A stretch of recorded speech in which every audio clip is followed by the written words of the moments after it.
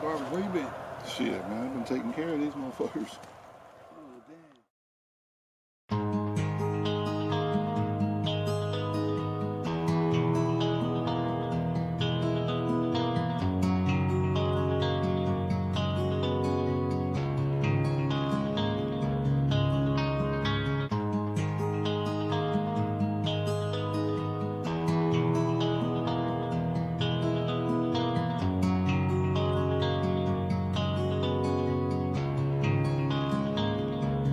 Y'all was coming in, and now you're backing out. Now you're backing out. It's hard to talk big with a shotgun in your mouth. Shotgun in your mouth. I'm glad you brought your friends. They can watch it go down. Watch it go down. I got mine too. So welcome to my house. Cause these are my people, and this is my land. This is my land. And this is what we pray for, and this is God's plan. This is God's plan. And if you ain't from here, then you won't understand. You won't understand. This is my country, and this is who I am. So welcome to my house.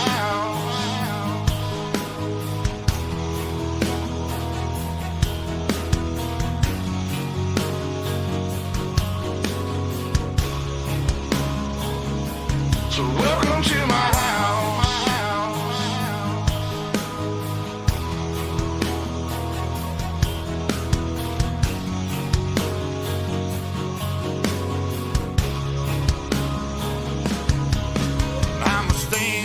Mine. You better believe it, cause today won't be your day.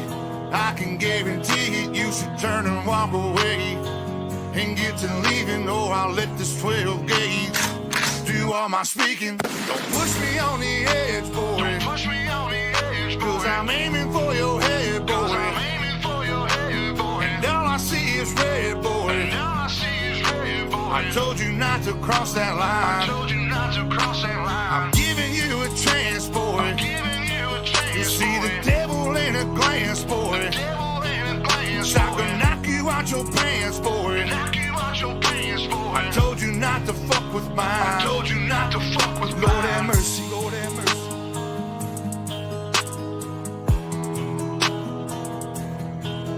Lord have mercy, Lord have mercy.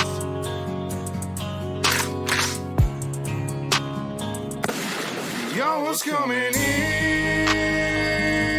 and now you're backing out. Now you're backing out. It's hard to talk big with a shotgun in your mouth. Shotgun in your mouth. I'm glad you brought your friends.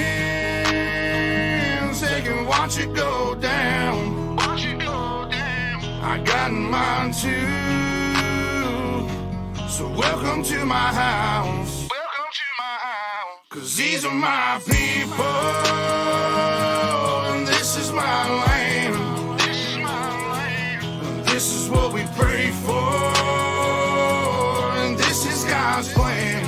This is God's plan. And if you ain't from here, then you won't understand. You won't understand. This is my country, and this is who I am. So welcome to my house.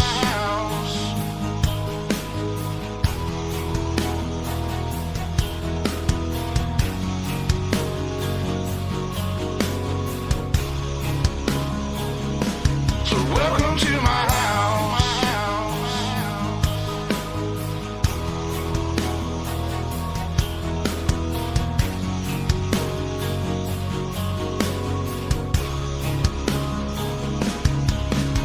I got a baby girl inside this house, and right now she's sound asleep. So it's probably best for the both of us if you just turn around and leave. Cause if you come in this fucking house, then you too gonna go to sleep. I promise you, boy, don't play with me. I pray to God my soul to keep.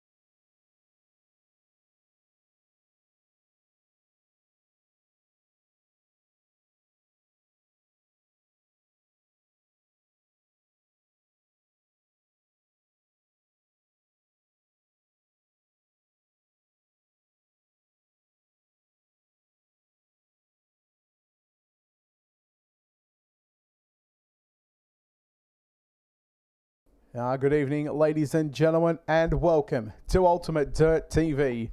Tonight on the program, the third annual running of the Shane Sollitt Memorial. The Speedcars of the Midgets on hand here at the Limaland Motorsports Park. Brett Wheeler joined alongside a special commentator, Benny Bishop. Benny, welcome back to iRacing, buddy. Welcome back to Ultimate Dirt TV. Looking forward to the third annual running of the Shane Sollitt Memorial Race. Yeah, absolute privilege to be back, mate. Really appreciate the opportunity and to be back here at Limaland, which, for those of you who not really following your iRacing over the years, this is where I guess it all began for iRacing taking an interest or branching out into dirt track racing. So much of what we see across the multiple dirt tracks that we get to race on in the iRacing world mostly started here, Brett. Yeah, it certainly did, and we've got qualifying on the program at the moment. Now, the first two times that this event has been run, the first time that the event was run, Joel Berkeley picked up the win. Last year, the second running of the Memorial Race, Jock Goodger picked up the win. So two Slick Sim Sports drivers have taken out both events of the program. Now, we've also got Joel Berkeley's back in the house to look to go for 2 for 3. Jock Goodyer, who unfortunately is not going to be able on hand to defend that last year's title, but Benny as well. We talk about the drivers that we have, year after year. What I see on a regular basis, night in and night out. What about the prize pool? $1,400 prize pool for these drivers to race virtually. Yeah, it's very impressive, and you know what? A lot of these drivers, well, hopefully, guys who do some work if they are real life racers, is that they don't have to wash up later on. No going to the car wash after this, but the way the format will roll tonight, qualifying 2 laps, which is happening at the moment, there's going to be 6 heats, 10 laps each, and the top 3 from each heat transfer. Then we have a C main, as somebody's just rolled over. I wasn't even keeping an eye on who that was. That's James Rice. Right. He's actually... Nice work, Ricey. Yeah. Ricey's one of 3 cameramen that I know who have opted to buckle the steering wheel up here tonight. We've got, obviously, James Rice, Alan Sollitt, and how about Jared Ash as well? Yeah, it's fantastic to have those guys, all talented cameramen in their own right. And, of course, Shane Sollitt being one of the legends of speedway camera work throughout the years, throughout the states, and particularly in Queensland, of course, which is where High Performance Videos was based and now continues on. But I guess that's their way of tipping their hat to one of the guys who went well and truly before them, and they stand on his shoulders as speedway cameraman today. Yeah, absolutely. And we spoke about obviously the prize pool and quickly the format as well, but the prize pool with $1,400, $25 is actually going to go to tonight's fastest qualifier. Our dash winner, if they go to the rear and win the main win the dash, they'll get $75. Second through to 6th, if they opt to go to the rear and they win the dash, they'll earn themselves $50. $50 for the hard charger award. The B main transfer finish for the top 5 will be $50. Hard luck will get $20. I think Alan Sollitt should have won that last year. We'll touch more on that again for the people that we're thinking, oh, what do you mean by that? Last car to finish on the lead lap will grab themselves $30. This is where the prize fund gets a little juicy. First place will take out $400. Second place will grab $300. Third place will grab $200. Fourth and fifth place will grab themselves $50. Shane Sollitt obviously ran the number 6 car, so $25 has been presented to the driver that finishes 6th position. This is the one that I like, the best presented car. That's going to win $75. And just referencing the Hard Luck Award, obviously last year, where Darren Parmenter. Who could forget that one, Betty? Darren Parmenter. It was just heart-wrenching, and we did get to chat to Palms after that. Now, he's not pulling the gloves on tonight. He's taking a more administrative role, and maybe he just wanted to stay clear of actually racing. For those of you who've just joined us and don't remember what happened last year, Alan Sollitt, who has put this whole event together in memory of his late father, was in the B main about to make the transfer into the show, and Parmenter took him out. Yeah. And we were aghast. there was some nervous chuckles, wondering how that was going to play out. It was fair in love and war, and Parmenter made the show and didn't win. But that's okay. That is okay. But anyway, it was just a bit of a shame to see Alan Sollitt not make the show for his own father's memorial race. But hopefully he can do it tonight. Yeah, let's hopefully. And just to quickly add on that, at the time last year, this time last year, they were actually teammates as well. So it just added a little bit more, bit more spice to that one as well. But here we go. Heat race number 1 for the Shane Sollitt Memorial Race, the 3rd annual running of the event. Joel Berkeley for Slick Sim Sports will start from pole position. Callan Arthur in the tanked SRT number 32 machine will start position number 2. Jared Steen lines up position number 3. Bailey Barnacote position number 4. Max Lumsden for SM Sim Sports starts position number 5, and Lance Bainton lines up position at number 6. Nathan Mathers lines up position number 7. Matt Hill in the tanked SRT he runs the 11 or the 8K. He'll start position number 8.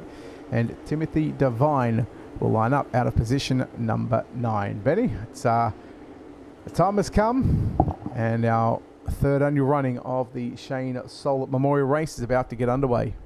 Joel Berkeley in control, Callan Arthur on his outside, back to Jared Steen, Bailey Barnacote, Max Lumsden, Lance Bainton, Nathan Mathers, Matt Hill, and Tim Devine. 9 cars for heat number 1 out of 6. It's the Shane Sollitt Memorial for the 3rd year running, and a nice start from Berkeley. Yeah, he's always going to get the jump down into turn number 1 and 2. Going to keep an eye on Arthur and Steen as they're going to go down into turns 3 and 4. Steen in the 91 car just around on the bottom side of the racetrack. That's the 17 of Bailey Barnacote in front of them. Again, the top 3, Benny, going straight through to the main event. Everybody else will have to go through a C or a B main. So a lot of racing still left on the program tonight as we complete lap number 2 of 10. Yeah, there's no surprise too that that's where the major battle is that battle to make it into the top 3 at the moment. Quite the battle going on between Steen, Bainton and Mathers at the moment. They've spread out a little bit in that last rotation, but it's just about to get busy again in that battle for 4th. Yeah, something for the viewers as well to keep an eye on as well. If you see a car that you like, feel free to let us know who you think has got the best presented race car. And we'll obviously keep track of that one. We'll tally up the votes later on this evening, and we'll be able to give away $75 to the best presented race car. There's the 55 of Max Lumsden for SM Sim Sports. That's the Mick Saller Sim Sports team, Betty Bishop. Yeah, and Mick Saller enjoying some really, really nice success with the whole family team in the last couple of years in the real world. And there is contact, and not just a bit of contact, but a rollover as well. I think Lumsden's gone on top of the lid. Yeah, that was Bainton as well. He was involved in that one as well. Slide job by Jared Steen there, down into 1 and 2. Bainton, that's Barnacote in the 17 machine. He'll return the favour down into 3 and 4. 3 laps left to run. Benny for Joel Berkeley, your race leader. Yeah, hasn't really even been on screen for this whole time, nor need he be. He's shot off into the future. No issue for Callan Arthur. In fact, that top 3 will probably go through without too much hassle. That battle for 4th, though, I think they're just having a little bit of fun. They know that it's all over. Any opportunity, a bit of a clip of the tyre there. I think that was Hill who made contact with the infield tyre, which you've got to keep your eyes on that. You don't want to take any shortcuts, of course, would you? No, absolutely. And drivers have already been warned here this evening. You go under the tyres and you will get penalised. So it's not going to be taking any prisoners here tonight. As there we go, checkered flag is out. Heat race number 1, Joel Berkeley gets the win from Callan Arthur in 2nd, Jared Steen 3rd. Those 3 drivers will transfer to the main event directly, and we'll bring up heat race number 1 results for you right now on screen. Berkeley, Arthur and Steen, Barnacote, Mathers, Devine, Hill, Bainton and Lumsden all going to a B and or a C main here tonight, and still plenty of racing for some drivers. By the time they next hit the racetrack, Benny, this is going to be a totally different racetrack. Yep, exactly right. And for those of you who are not familiar with iRacing, it has that same dilapidation in the racetrack as what you would see on a normal race event in the real world. Let's have a look at the grid. Somebody that always excites me, no matter whether he is in the iRacing world or on the racetrack. Harry Stewart comes out of pole. Todd Atkins on his outside. Second row, Andrew Parks and Daniel Boyd. Nathan Norman and Brent Bullerman. James Rice, who we saw take a little bit of a tumble earlier in qualifying. He's got Lindsay Hobbs on his outside. And then in position 9, Darren Lord. All right, there we go. Heat race number 2. Hey, Benny, it's been a while since you've watched an iRacing race. Something that has been added is the dust. We generally didn't see too much of it. You're going to see a whole lot of dust later on. In fact, you might have even paid it. You might have even seen it just there in the last heat race as well. But keep an eye on it during this heat race. Although we are in the daytime, it actually gets worse at nighttime. But generally when you see dust on a racetrack, that means it's slick from top to bottom. But when you get on these tacky racetracks, the dust is pretty real. Yeah, absolutely. And it's something else to battle with. Nice start for Harry Stewart. Not as impressive as what we saw from Berkeley earlier. This is a massive run. Atkins on the inside, goes down low. Harry Stewart right up in the dust, and that's done exactly what he needed it to do. There's a lot of drive up on the top side. Yeah, there is. He's really making it work. Look at Brent Bullman in that white number 99 machine, making his way to position number 3. Andrew Parks going to get shuffled back to position 4, but Parks fights back on the inside. And again, 3 wide down into turn number 1 and 2. Daniel Boyd trying to make the low side work, but Brent Bullman and Andrew Parks, they get clear of Daniel Boyd in the 79 machine. Here comes Nathan Norman in the 96 as well. But right now, Harry Stewart leads Todd Atkins.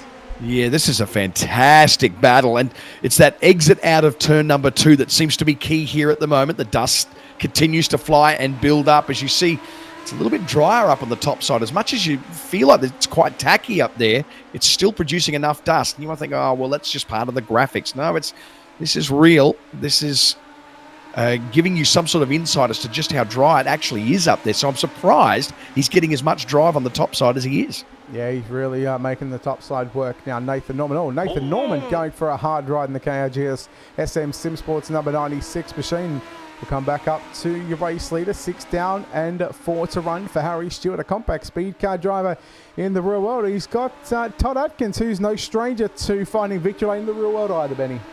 Yeah, exactly right. In fact, Harry Stewart had one of those real-life tumbles that no mum wants to watch, but we talked a little bit about it. I was speaking with him up in Toowoomba just last week, or Easter weekend, actually, and he was, he's a very, very quiet kid, super talent, and there's a lot of people around Australia quite excited about what he'll do in a midget out on the racetracks as he goes up on the top side. Very, very tidy and completely untethered at the moment. Harry Stewart leads Todd Atkins and Andrew Parks. A little bit of a change. Hobbs gets short-stopped and fights back. Bulliman and Hobbs, there's a battle going on there that we're just missing at the moment, but the laps have come to an end. Harry Stewart gets the win and goes straight through to the dash. Atkins and Parks into the main event tonight, and everybody else will have to fight it through the C and the B. Yeah, well done to Harry Stewart. He's going to be the second car to go into the 6-lap dash, and already just think of the names already. We've got Joel Berkeley, Harry Stewart in the dash, and they've got an opportunity to go to the back of the dash. Just quickly as we'll bring out heat race number 2. So they've got an opportunity to go to the back of the dash, and if they win the dash, well, they'll pocket some extra money. But it doesn't stop there, Benny. The drivers at the front row, I believe they're going to get an opportunity as well to go to the back to have a chance at trying to come through the field, pick up some extra money as well. But heat number 2 results on your screen. Stewart, Atkins and Parks, your top 3. Boyd, Bulliman, Hobbs, Rice, Lord and Norman as heat number 3 makes its way onto the racetrack. Callum Davidson and Bob King start from position number 1 and 2. Joshua Barry, position number 3. To the outside of him, it'll be the 42 of Russell Bonzi, position number 4. Carl Hoffmans lines up, position number 5. Troy Ware, position number 6. Hayden Leah in position number 7. Declan Brownsy and Damien Butler will round out the 9 cars in heat race number 3. Track's just starting to get that bit of wear on it, Benny. Yeah, just a little bit. It's very, very obvious. A big hello to you if you're tuning in tonight, wherever you are in the world. This is the Shane Sollitt Memorial for the 3rd time running, and this is, I was about to say heat number 3. Yep, it is heat number 3. As they're jostling, ready to pull the trigger on this one. Nice start. It was actually, they didn't pull the trigger too hard. As now, Josh Barry. We're seeing here a little bit of interesting setup with the timing at the moment, the way that's written out across the top there. Yeah, what it is actually the front row cars never actually made the starting grid, so that actually moved the second row up. So that allowed Josh Barry to start from the pole position. He leads in car number 20. Russell Bonzi in the 46 machine, running back there in second spot. Then you go back to the 71. That's Troy Ware And now here comes Carl Hoffman's in the 3 car. What about this 4 car? There's still 4 wide in the front straight away. 1 car upside down. That's Declan Brownsy. Yeah, Damien Butler just gave him the squeeze there. That's really, really disappointing for Brownsy. Clever photographer in his own right as they try and get back into some sort of rhythm here. So Hoffman's sits 6th at the moment, just when we saw him start to take a little bit of advance. But here is a nice battle coming into 3. Just wipes the nose. And man, T-Dub, that was impressive from the pilot of car number 71, Troy Ware, real-life racer, who's now under fire from Hoffman's. Hoffman's trying to claw back all the work that he'd done earlier. He tries the high side and works for him just for a second. Troy Ware going back through as he comes under fire from Damien Butler. Yeah, Butler in the 8 machine there to the outside on Troy Ware, and now Ware slips outside the top 3. So now have to start somewhere near the front of the B main.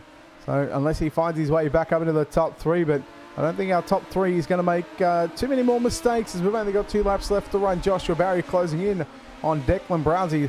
Not something you see every day, Benny Bishop. Lap traffic in heat racing action. 1 to go this time by. Yeah, absolutely. Man, I thought Troy Ware was in it, but he's got the reverse lights on at the moment. Steps back up into 4th, but it's going to be a little bit too late for him to make the main show directly. Josh Barry, Russell Bonzi, and Damien Butler, your top 3 as the checkered flag falls on heat number 3 here at Limaland.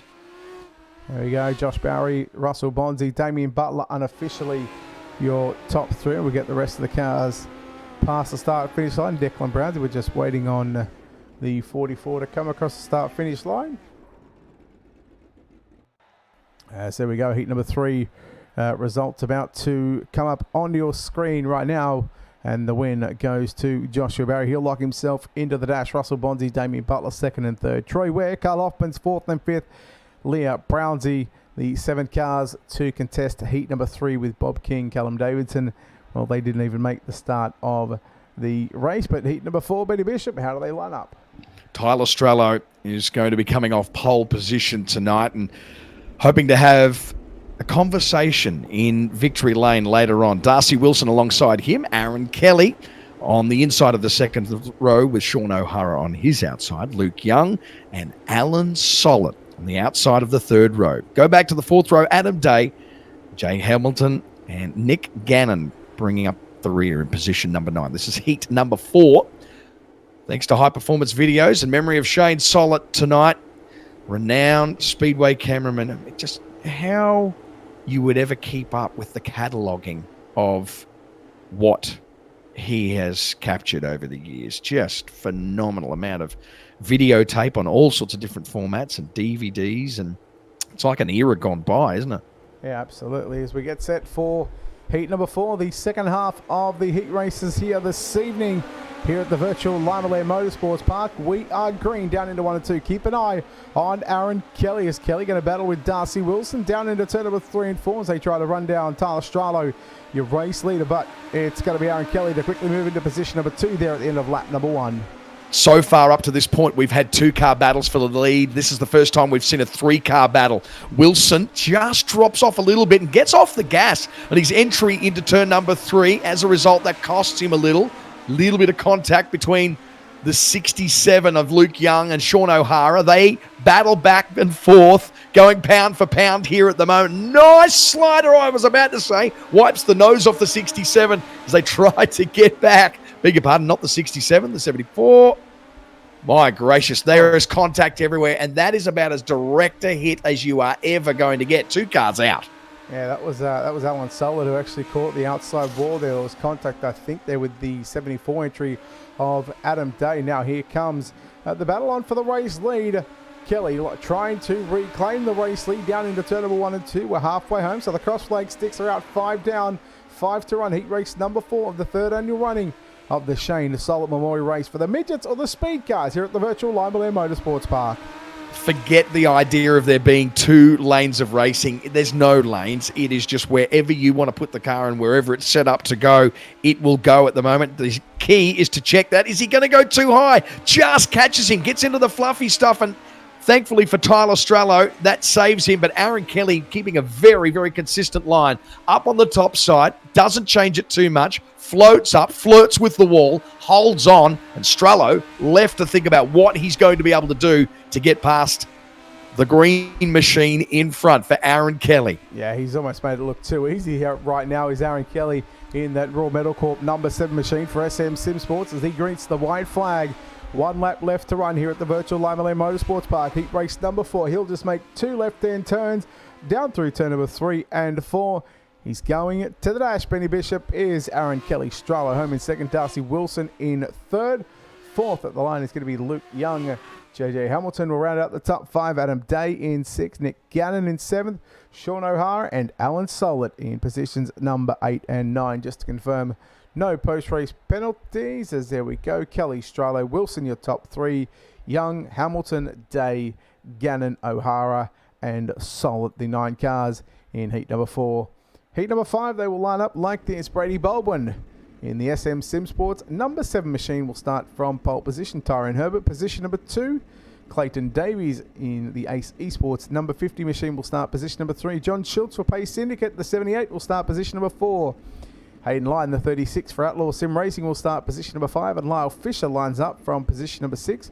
Robert Parfitt lines up out of position 7. And Kyle Fisher out of position number 8. Another good heat race, Benny. Yeah, exactly right. This one's stacked. Absolutely. As they roll off behind the Pace truck. Really, really cool motorsports venue, this one, in Ohio. And you can see that familiar KRGS livery there for Brady Baldwin out of the Salah stable. Great to see Robbie Farr jumping in the KRGS-backed Salah Motorsports sprint car over Easter, and was really, really travelling well until the final, one of the most craziest laps I've ever seen in speedway racing, up at Toowoomba on the high banks there at High Tech Oil Speedway, where he was leading for the first half of the last lap, and then it all changed. Let's get back to what we've got in front of us here. Tyrone Herbert, Brady Baldwin, John Schultz, Clayton Davies. Everyone's fighting over this now as Baldwin slides up onto the top of turn number 2 under fire. He can just see in his peripheral vision. Ooh, Baldwin floats up and now tries to go down and see if he can keep on top of things. He's under fire. Herbert, has he got the drive out of 2? Hasn't got the drive out of 2, and instead of diving under him, just wants to get a feel. Watch the line of Brady Baldwin, and keep your eyes on Tyrone Herbert, because he's probably the first driver out of the heat so far who hasn't made that big, solid dash like he's about to do now. He took 1 lap to do it, just wanted to pace himself to see if he could really pull off the right slide job. Now he's thought, okay, now I've put it at a certain place. It's pulled me up just behind him. I'm going to get a little bit more aggressive the next time around. Stays up on top, and I reckon Brett Wheeler, he's going to have a real crack on this next entry into turn 3. I wouldn't be surprised if we see it happen in 1 and 2, although 3 and 4 is probably the more logical choice here on iRacing. But there it is. There's a big slide job, side bomb down into 1 and 2. But Baldwin, he sees it coming and he takes advantage. Here comes Herbert once again, and Baldwin, he tapped the brakes and turns it down the racetrack. What a battle this is, Benny Bishop. Heat race number 5, putting it on. Herbert and Baldwin putting on an absolute show here at the Limaland Motorsports Park. And keep an eye on Clayton Davies. He might even make this a 3-car battle here in a second. Well, he is. He's looking really, really nice, and he's staying consistent as well. So he just clips the wall, unsettles the car, gives a bit of a shout out as he goes around on the top of 4. Herbert gets crossed up, wants to try and square the corner up so we can get a nice straight run. There's contact between Herbert and Baldwin, and it's put Baldwin out. He's now collected Clayton Davies, and Brady Baldwin will not be happy about this. He's still in the top 3. That's something.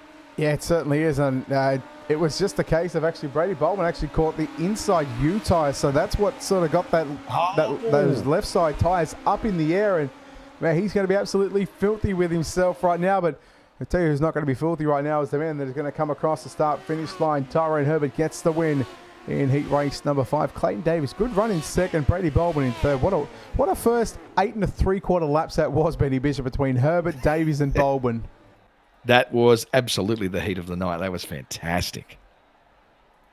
All right, heat race number 5 results coming up on your screen. Herbert, Davies and Baldwin, your top 3. Lyon, Kyle Fisher, Schultz, Parfitt and Lyle Fisher, all going to C and B main competition. Final heat race of the night. Benny Bishop, take us through our lineup, please. Mitty G, the son of the Master Blaster, coming out of pole position. Trent Gosley on his outside. Then we go to Craig Sheeran and Damon Mush sitting on row number 2. Will Lucas, Mark Farmer on row 3, Jacob Croker, and then Jared Ash from Ash Media on the outside of the 4th row, the last car in this lineup. Having a bit of fun tonight. Jared, look, honestly, he works hard. He's a supervisor of the office, as the architectural office, where he's not so much on the tools now as much as keeping his eye on everybody else and what they're doing. But when he gets home, it's instantly into car design, video editing, social media posting, and the guy just does not stop. He really is so good in the sport. He really is. They're the kind of people that, you love to hear about, although that they work crazy amounts of hours. You just love to see them have a bit of fun every now and then, and rightfully so, Benny. Yeah, absolutely. We've got someone missing from the 4. Oh, no, we haven't. Okay, now we're going to hopefully square this up as the green flag falls on heat number 6, the final heat of the night. Nice slide for Mitchell G, but Gosley's got to run on the outside. Not quite enough room. He'll stay up on the top. G goes through the middle and still sort of runs out of racetrack, and as a result, he's under fire from Gosley.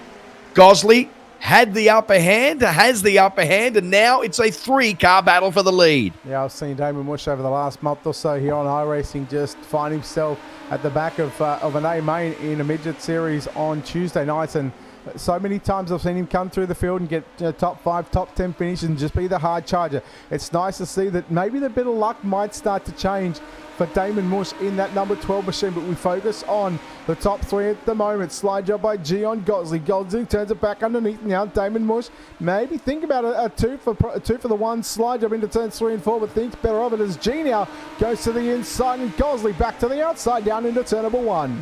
I thought Mush might go down really low and see if he could do exactly what you predicted, but he decided to stay up top. But look at these guys just going side by side down the front straight. Mitchell G leads back to Gosley. Gosley just gets his nose in front and just gets off the anchors in time to be able to allow Mitchell G to come through. Gosley pokes the nose under, but Mitchell G's got the momentum. And look at this. Damon Mush has stepped up. Exactly what I said may happen. He just tried it and it worked beautifully. Ran out of momentum, however. G, Gosley, Mush gets back his place. And this top 3 battle is almost another level on what we saw in the last heat. The final heat of the night, Mitchell G leads, Damon Mush, Trent Gosley. Craig Sheeran wants a piece of this as well as Gosley gets unsettled in his entry into turn 3. Yeah, keep an eye on Sheeran as well in that Tank SRT number 72 machine. Don't forget, keep an eye, or let us know in the comments who you think has got the best presented race car, and we'll be able to go through and tally up some results later on. But right now, the white flag is out. 1 to run for your race leader, Mitchell G. The final transfer spot, or the final spot in the dash up for grabs right now. He's just going to make these 2 left-hand turns. Mush not going to throw anything at him into turns 3 and 4. In fact, it's going to be Mitchell G to win your final heat race of the night. Second will go to Damon Mush. Third is going to be Trent Gosley. Those 3 drivers will punch their ticket into our 60-lap main event later on tonight. 60 laps, Benny. I mean, we just seen 10 laps 6 times, basically. So we just seen 60 laps, and I'm looking forward for how the rest of the night is going to play out. Yeah, well, I'll do lap 1, and you can do the remaining 59 if you don't mind. Yeah, thank you, Benny. So kind of you to do that. Confirming, Mitchell G, your winner there. Damon Mush. I was about to say Damon McHugh. Why did I think that? I needed a higher resolution television. Trent Gosley, Craig Sheeran, Mark Farmer, Jared Ash gets up 2 spots there. William Lucas and Jacob Croker rounding out the 8 for the final heat of the night. So, B main transfer, the top 5, $50. Hard luck award, $20. Now, hang on. Looking at that B main transfer, finish the top 5. So if you is that the top 5 in the B get $50? I'm thinking it's the 5th place driver, although that doesn't actually make sense because the top 6 from the B main are going to go through. But just quickly, we'll quickly go through the starting grid for the C main because this is going to start to eliminate cars. So we're going to have 10 laps on the ball. We'll take the top 4 from the C. They'll go to the back of the B. So we'll have to get confirmation from Alan Sollitt about that one. But quickly, Matt Hill, James Rice in row 1, Declan Brownsy and Nick Gannon in row 2, Robert Parfitt and Will Lucas in row 3, Lance Bainton, Darren Lord in row 4. Row 5 is going to be Bob King and Sean O'Hara. Row 6, Lyle Fisher and Jacob Croker. Row 7, Max Lumsden and Nathan Norman. And row 8 is going to be Callum Davidson and Alan Sollitt. And if he's got any chance at trying to make a run like he did last year, Benny, poor old Alan Sollitt from position number 16 in the C main. Now's the time to do it, Al. Now's the time to dig deep for Dad. That's what he's doing. You can see him just swapping around down in the bottom of the field of the seas. It couldn't get a much worse situation. But he has been putting a lot more practice in and got a little bit of setup advice for this event tonight as well. James Rice leads off. Declan Brownsy putting the pressure on. Hill sits in third. Bainton. Bob King now makes an appearance. What happened there?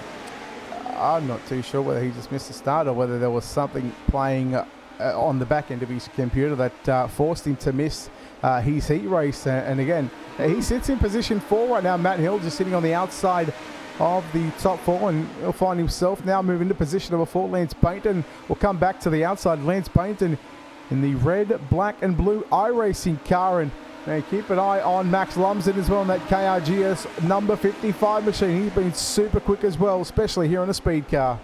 Yeah, absolutely. I'm just watching Bob King, expected him to just come out of nowhere and maybe just smoke everyone. But, man, he is well and truly in this battle at the moment. Steps up into second. Rice still leads. Brownsy is the other piece of bread in the Bob King sandwich here at the moment. Lyle Fisher sits in fourth, under fire from Lumsden. Hill, Davidson, Croker, Norman, and Alan Sollitt up to 10th. Wow. Can Alan Sollitt pull a Darren Palmer on somebody else?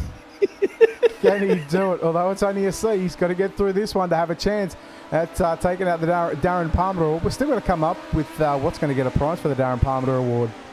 Yeah, we do actually as well. Come on, Alan. He sits in 10th at the moment. Car number 6, of course. He's behind Nathan Norman at the moment. We'll get a chance to focus in on just seeing if Alan can get any insights into how he can just get around a little bit quicker. Like I said earlier, made some investment into getting some setups as we focus in on a massive battle here. This is a scramble between Brownsy, Fisher, Davidson. Lumsden's in there as well and got the short shift out of that. I could have swore he had third going into turn number 1 and 2. Now he's been shuffled back to position 6. So it just goes to show you how cutthroat the competition right now is. Contact. Big right rear there by Lyle Fisher. Meanwhile, James Rice into turns 3 and 4. He's going to win the C main. Bob King home in second spot. Lyle Fisher in third. And Max Lumsden going to get the 4th and final transfer spot. Unofficially, there could be some post-race penalties handed out, but we won't actually find that out until we bring up those results. So at this stage, as it stands, Rice, King, Fisher and Lumsden. I almost think I'm trying to sell something from Bing Lee. As the results coming up on your screen, Rice, James Rice, Bob King, Lyle Fisher and Max Lumsden all going to the B main. Everybody else from 5th all the way through to position number 16. It's time for those guys to pack it up and go home, or not so much go home, but as Matt Bailey would say, grab a meat pie and a can of Coke. Indeed. Indeed. Now we're going to add 5 laps to the tally and see how that plays out for us for the B main. Big hello if you're just tuning in. Such a compact night, isn't it, when you go iRacing? We're already up to the B main and feels like we've only just sat down in the chair. Let's go through your grid. The man to do the job is Brett Wheeler.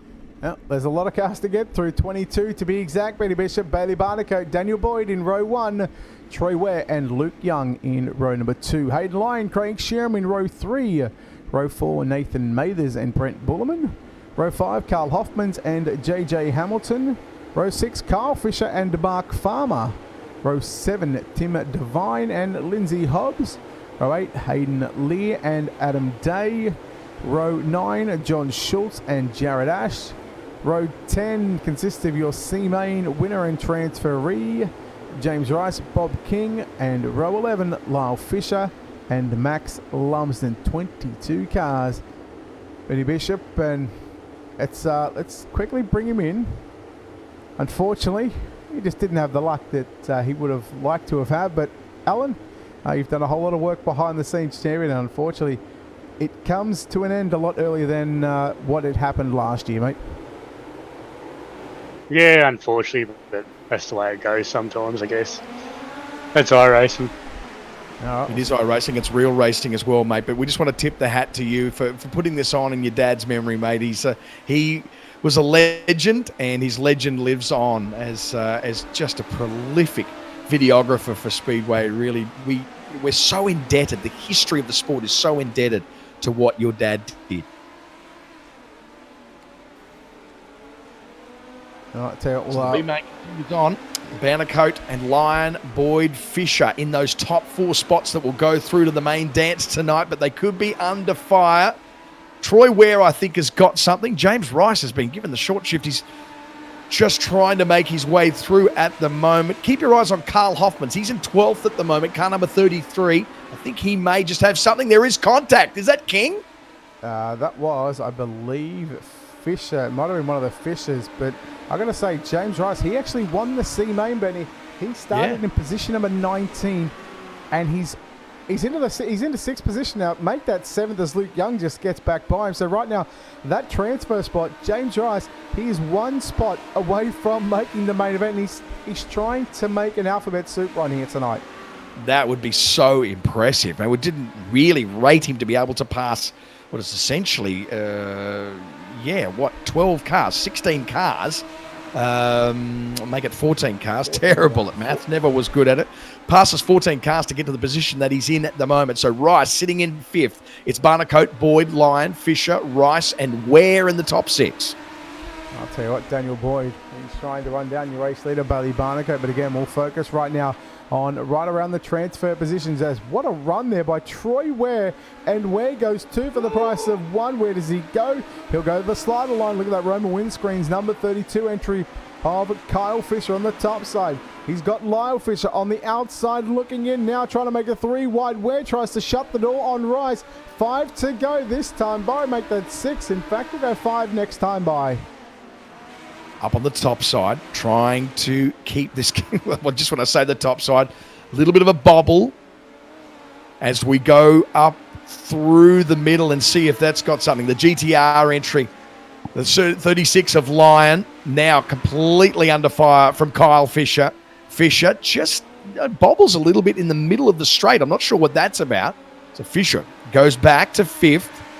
The battle on. Barnacote and Boyd, no issues for them. James Rice up to 3rd.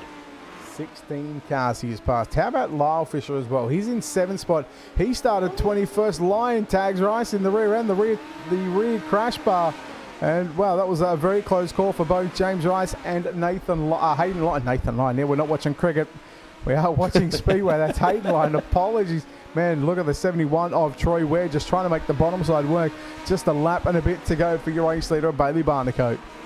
Hayden Lyon, man, battling. Who would have thought that he'd be sitting in 7th at the moment? Got a bit of work to do, and time is running out. The final laps of the B main before we go to the dash and then into the main dance. The GTR 36 entry trying to square up turn 1 and make it as short as possible, but Barnacote, Boyd, Fisher, Rice are your top 4. Ware in 5th, Lyle Fisher. Oh, it's right on the line, was it? That was very close. That's going to be a time for the official timing and scoring screen to take a look at who just got that 5th, 6th, and 7th position on the racetrack. And then again, we'll bring up the B main results and we'll go through into our dash. So let's take a look at B main results on your screen right now. Barnacote, Boyd, Kyle Fisher, James Rice, Troy Ware, and Lyle Fisher just gets it by a little under 4/10 of a second back to Hayden Lyon, who is going to find himself on the outside looking in. And Alan, while we've got you here too, a question that we did want to ask you regarding the prize pool and the prize fund. was the... Talking about the B main transfer to finish top 5. Does everybody in the top 5 get $50? Or was that meant to be the first car that misses out from the B main to miss the transfer to the A? Sorry, guys, I got a tack in my ear. Sorry. Just want to confirm something. Lyle Fisher is actually Maverick Fisher. It's one of Lyle's sons. So they're racing. Hang on. Let me fix that right now, because I've got a program on my end that can fix that in about 8 seconds. Look at you go. Absolutely. We're going to time you too. Who'd you say it was? Maverick Fisher. Has it been 8 seconds yet, Benny? And just ticked over. And watch this, Freddie. Why did it not save? It made a liar. Oh, made you look. You was just about to, save the world. Then it just didn't happen. I had it. Big thank you to all of our great supporters. Next Gen Racing, Russell's Race Engines. You see the sponsors that are supporting tonight's event. Just flicking across the bottom of your screen. Have you So just got the there's your dash? results there? Barnacote, Boyd, Fisher, Rice, Ware, and then Lyle Fisher. Now, let me just confirm that again. So which of the Fishers had the sun in it? Maverick? See? I told you. In the Lyle Fisher Now is it's actually changed. Maverick. 6th. Yeah, there it is. It's changed. The wonders of iRacing technology. Okay, so it took me 18 seconds. Yeah, 18. Yeah. You're going to have to that's- step that up a little, aren't you? That's what I'm going with, Benny. Some dashes out there now. Have you just got the draw? No, All right. I can tell you it's Herbert, and I'll tell you that'll be Herbert and Barry, positions 1 and 2. 3 is going to be Mitchell G. Mitchell G. See, he's in a new car, so Trying to get used to it. Yeah. Man, they are 3 wide in the battle for 3rd at the moment as that just gets split. Man, if this is some sort of insight as to what the main is going to be like for the opening laps, man, hold on, race fans, as they are literally 4 wide in the turn to 1. Wow, just when you just knew it was going to happen, Benny Bishop. Heat race winners. Man, Berkeley really trying the inside line here now. Mitchell G will lead that lap again. I believe that's lap number 2. We've still got 4 to run left here, but it's the SM Sim Sports cars who, well, they got half the spots in this dash. You've got 3 drivers, Mitchell G, Aaron Kelly, and Joshua Barry. Oh, there goes G. Look out.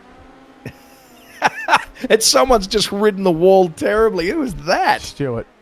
I think there's lots of smiles on lots of faces here at the moment. They're just having a whole lot of fun. I think they've just gone yellow too, so... As you do. So, good opportunity for us to have a look at the liveries on those cars. Do you think the Tinder entry could be getting a vote? And where can they place those votes, by the way, Brett? You can just put them in the chat, and or you can send the page a message. So we'll the chat where? Facebook chat or YouTube the chat. Facebook chat, great. Yep, we've got both chats open, and we'll obviously we'll get everything sorted out after the event, or you can send the message to the UDTV Facebook page, and I think we'll announce that winner. I think we'll give them 24 hours. So how about I reckon we announce the winner on Friday morning. Oh, really? Sounds good. Okay, yeah, just so we can tally the votes up, mate. Oh, right. Is that how it works? So this is actually legit. Yeah. Yeah. Not that I'm suggesting it wouldn't have been, of course. So this isn't what was it? This isn't Married at First Sight, Benny. It's not pre-scripted, right? Not pre-scripted. There's no. There you go. There's no lies here, mate. Oh, that's nice. Well, that's good to know. The Natrad entry, Harry Stewart looking the goods. Could that be something of a forecast for what he might be driving in the future? Hey, Benny. Yeah. Do you happen to have Facebook chat open? Yeah, I do. Why is that? I'm just getting there now. You just have a look who's tuned in. I think we've made it. Why is that? Brian Ingerson has just tuned in. We've made it, do you think? We have made it. Well hey, I should claim that to UltimateDirtTV has made it, because you've always made it, Benny. Great to have some guys tuning in. A big hello to you wherever you're watching in. Ben Forrest, g'day, mate. Shannon Blackburn. What's that? Nothing. None of it. Oh, okay. Right, I'm starting to get controversial. Hello from Lismore. Jaden Santine. Good to have you on, Jaden.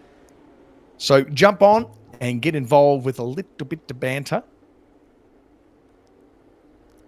Hey, Al, how many laps you got left in this dash? 3 laps or 4 laps, mate?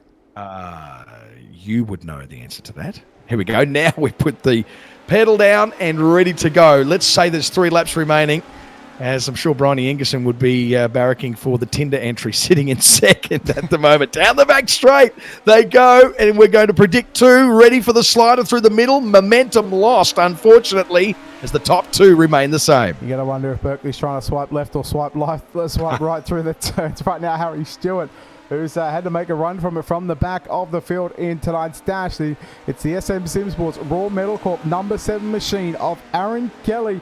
He was being given some stick by Berkeley and a couple of other drivers, saying that he wasn't even going to be anywhere near the front in the main event. And, well, he's now got an opportunity, Benny, to potentially start from the back, because I believe he's just actually picked up the dash win. So we'll chat to Aaron Kelly, but I think Queensland just happened to finish 1, 2, 3, and maybe 4 as well. That is not surprising for a very parochial Queenslander, as Aaron Kelly parks right in the front so he can grab the microphone for a quick chat. That's nice. Absolutely. Microphones at close. He actually had a little bit of a run at commentary when he had a couple of nights off prior to jumping in the sprint car. Really? So who knows?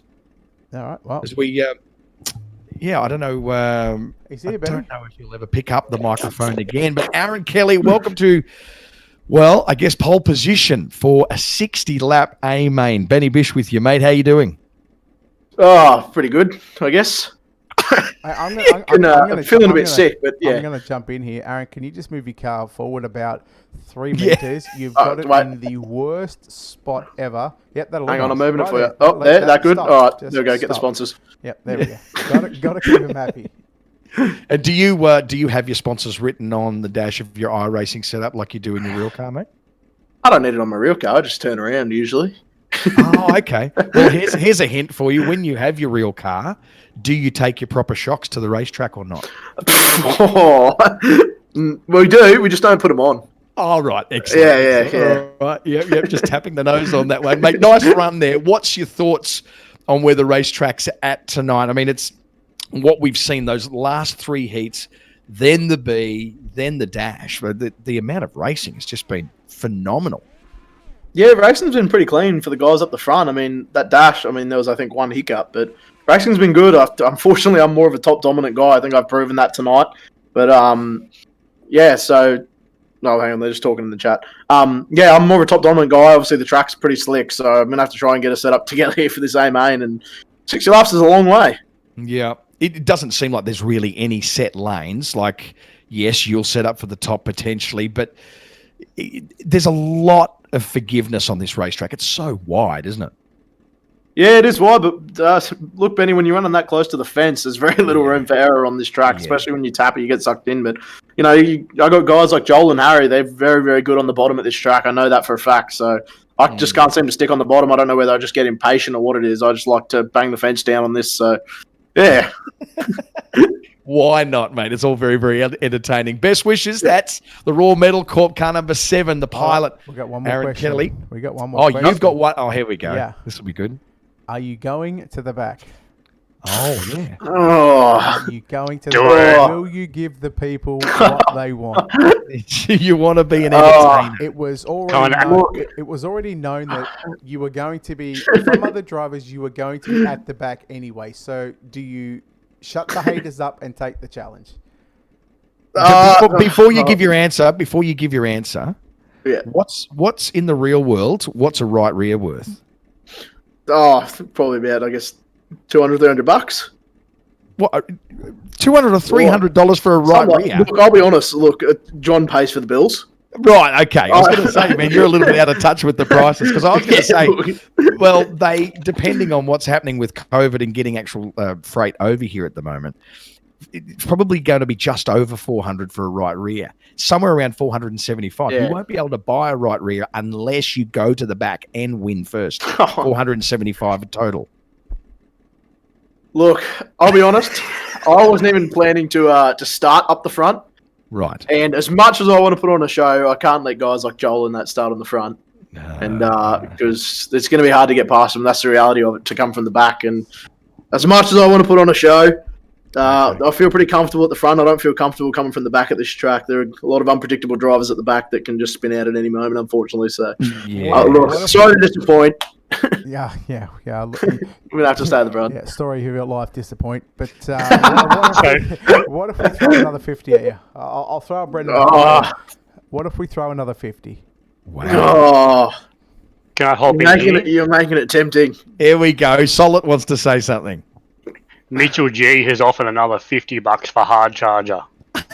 Oh, regardless. So come on, Aaron. That means $100 for hard charger plus $75. If you still don't And then want to do it, there is 5 other guys waiting down here to jump at the opportunity. Hang on, Tacken, who finished second in that one? Was it Stuart or was it Joel? Joel Berkeley. Okay, hang on. We're gonna. So if I take it, do they come with me, or do they? Like, what's the go there? No, you go by yourself. I go by myself. You go by yourself. Hang on, Joel. Yo. If Aaron Kelly decides to chicken out, He's a little, you know what? Because I'm going to the back regardless. Surely we do it. Aaron. Hold up, I'm going regardless. wow. These are all a bunch of No, you know hang what, on, Joel. if you I'll go if you go. I'm not going to win it for any man, so I might as well come from the back. All right, done. So Mitchell G's going to the back. Joel. Oh, hang on, I got to talk to the boss first. No, Hey, you've already said yeah. No. Aaron, is Aaron going? Is Aaron going? Okay, so Look, I'll be honest. here's I'm the selfish. deal. I want the 400. Joel goes to the back. If Aaron goes to the back, Mitchell goes to the back. That's half of our dash going to the back. Harry Stewart, will you go to the back with them? No. Oh, well, that just ruins everything. No way. If even Harry's not going, I'm not going. There's no way.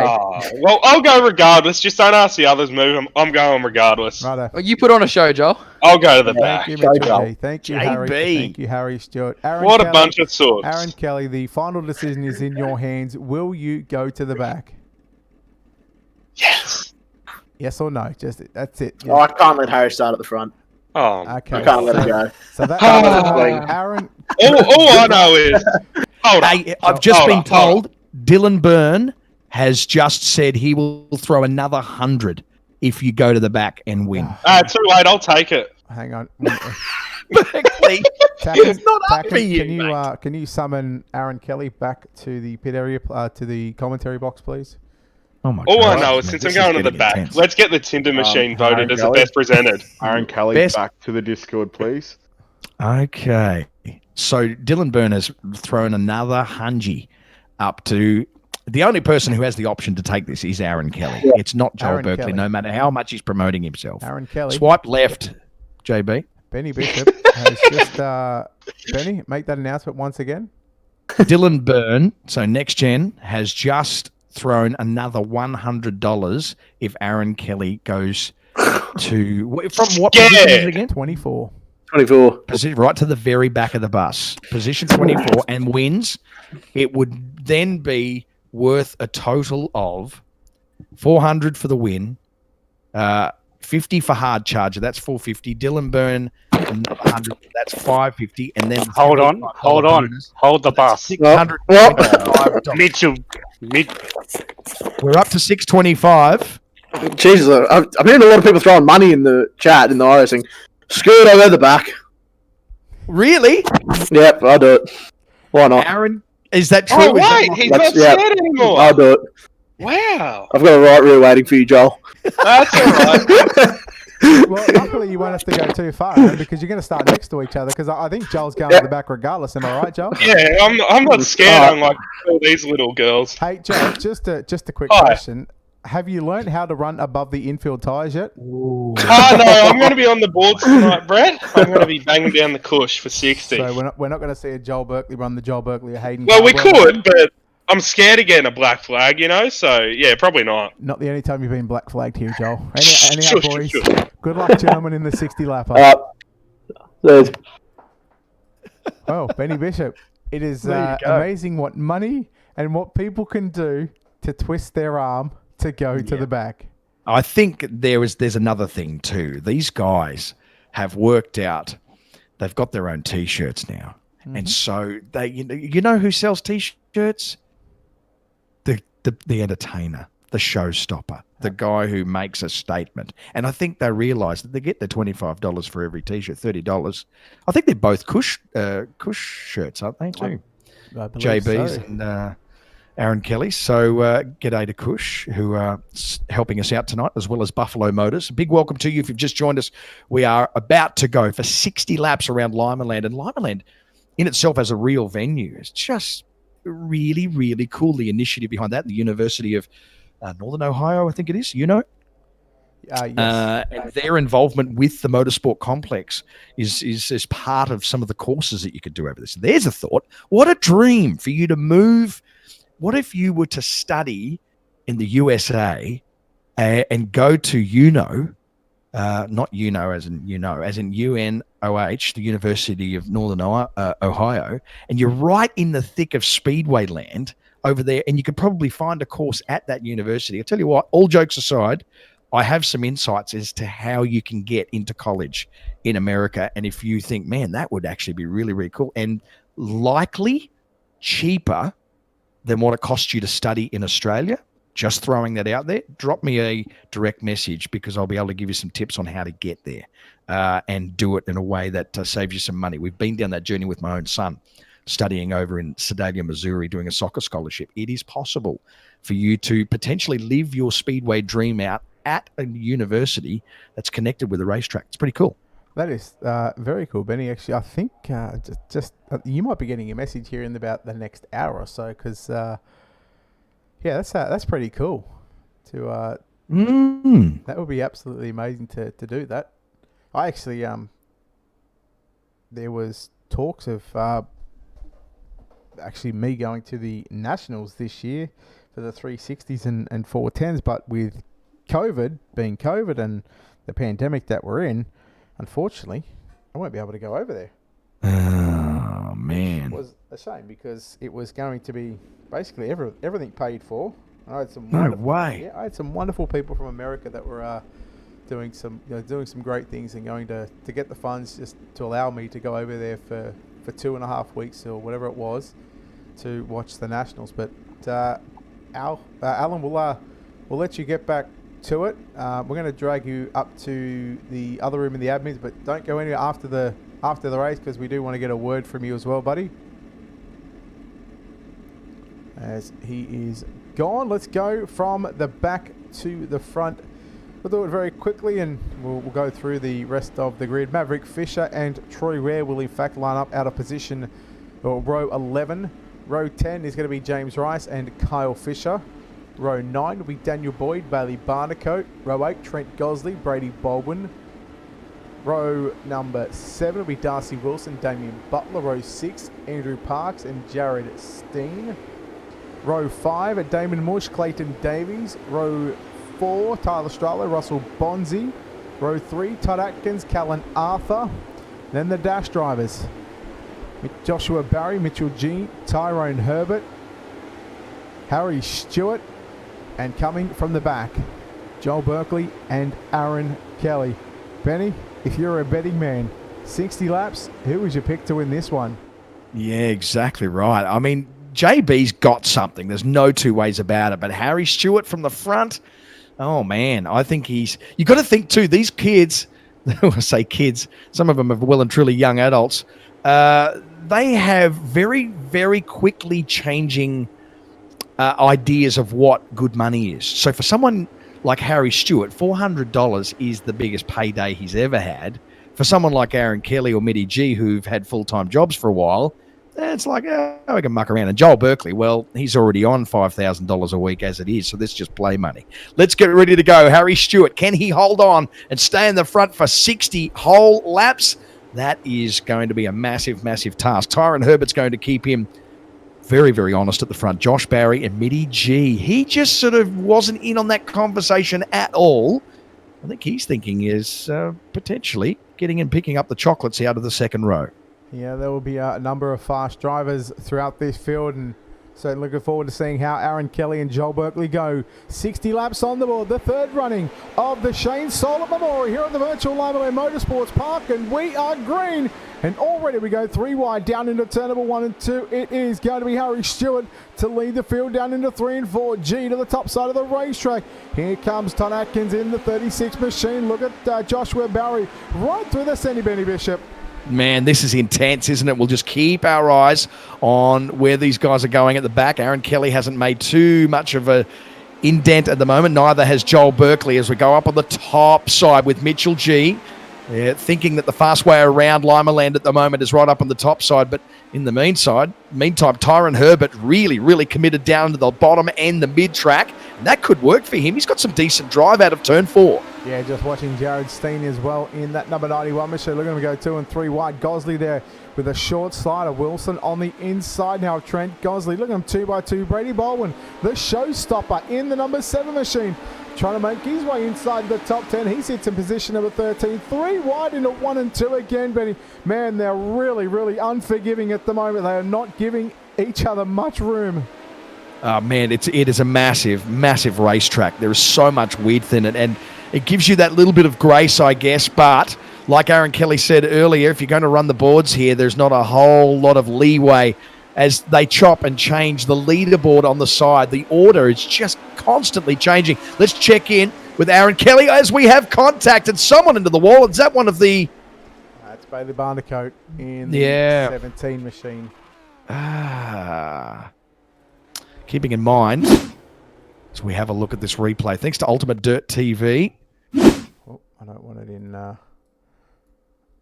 in slow-mo just yet. We'll get to it in slow-mo eventually. Mm-hmm. It's slow-mo eventually tomorrow. There you go. So it's all on his own.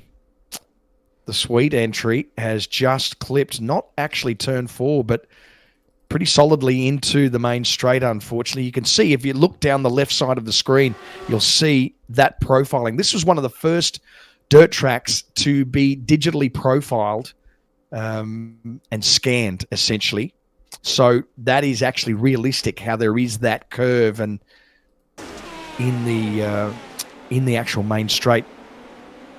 Unfortunately, as many of the crowd taking photos of that playing out. So let's tune in and see where our fearless back markers are. Aaron Kelly is up to 20 at the moment, make that 19th.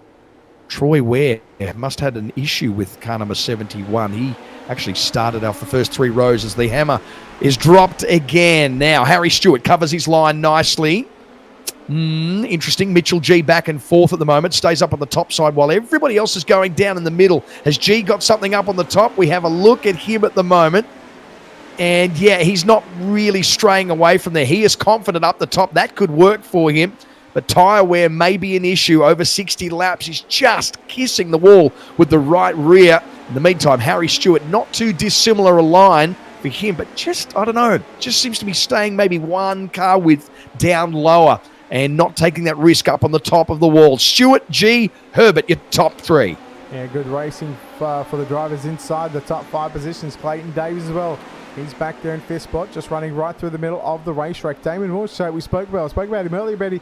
As I said, a number of times I've seen him come through the field in a Pro Series on a Tuesday night, and just now he's had somewhat of a decent starting point, start of 12th, so he's already advanced up 5 positions. He actually went from 24th last night to position number 5.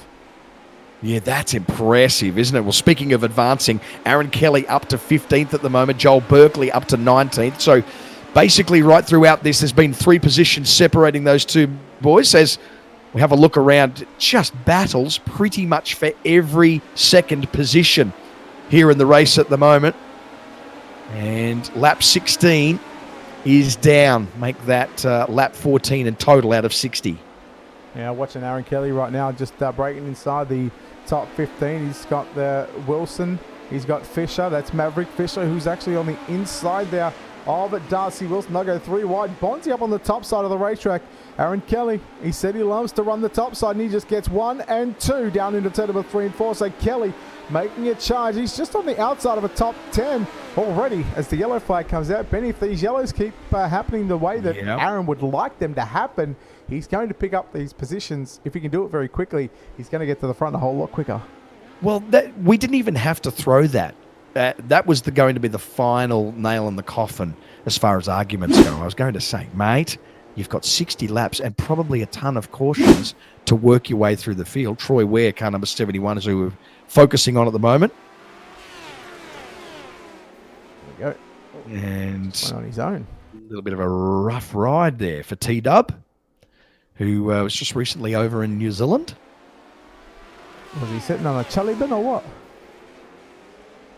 I'm not sure. I'm pretty sure it was Troy, wasn't it? No one would have been over in New Zealand recently. Where did I see? Someone was over there. I'm sure it was T-Dub. Big thanks to you, Brett, for hosting tonight. It's excellent. Don't forget, we're still taking votes for Best Presented. Who would you suggest, while we're just rolling around, can you give everybody just a quick look at the Tinder vehicle? I can do that. There it is. We're going back. A nice close-up. Yeah. So if you think that's best presented, he's keen. As we've now put the foot down just a little bit. Bonzi's moving as well through the middle, just flirting with the top 10. So that's nice. Aaron Kelly up to 13th at the moment. Stewart still leads over Mitchell G, Todd Atkins, and Tyron Herbert. That top 4. Now Tyler Strullo wants a piece of that as well. Yeah, I'll tell you what, there was a massive moment there by Todd Atkins. He got into the back of the 13 there of Mitchell G. G running the 13 up on the top side of the racetrack through 3 and 4. And, well, we are 1/3 of the race distance complete, Benny, in a couple of laps, in fact. We've added 2 extra laps to obviously do the starting grid. That's why you see 62. So, but it is a 60-lap main event. So once we get to lap 23 next time by, that's when we're going to be 1/3 of the race distance complete. Yeah, man, and it just feels like we're coming into the final stages of a feature, but it is double the length of a feature, and quite often, of course, for midgets / Speedcars, depending on what part of Australia you're from or what part of the world you're from. Look at that. That is literally 4 wide down the main straight. It was almost like a 4-wide salute. They were so evenly spaced. A 6-car battle right in front of us at the moment as one is upside down. Make that 2. That's not Kelly, is it? That wasn't Kelly. Trent Gosley. Oh. All right, we'll have a replay of that one. You don't miss much in Ultimate Dirt TV, that's for sure. Every camera, every angle on every race car. So there was contact. Was it a right rear throw-in? Well, I think that's just a racing deal, Benny. Davies was well in front of him. We'll slow it down here. He doesn't really... slides up a fair bit. Yeah. And you can see he's fairly crossed up at that point as well. It's going to be hard to adjudicate that unless you could actually have a camera right on the front of the car to see how much contact there was. You're right. I mean, it didn't move up a whole lot. It certainly was a squeeze.